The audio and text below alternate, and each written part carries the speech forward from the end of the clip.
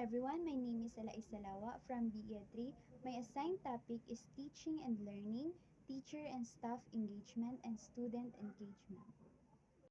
Teaching and Learning, fostering innovative and student-centered teaching methods, curriculum development, and assessment practices.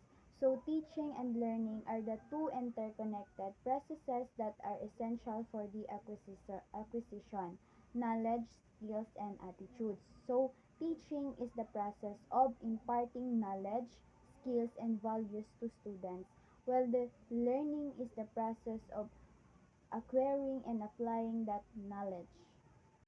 Teacher and staff engagement is creating a more supportive and collaborative environment for educators, which can lead to improved job satisfaction and professional growth. So, teacher and staff engagement is a critical factor in the success of any educational institution.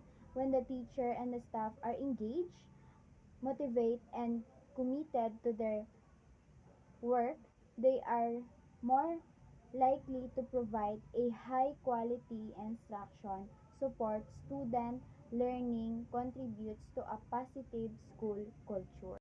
Student engagement is encouraging active participation, motivation, and a sense of belonging among students, which can lead to be better academic and social outcome.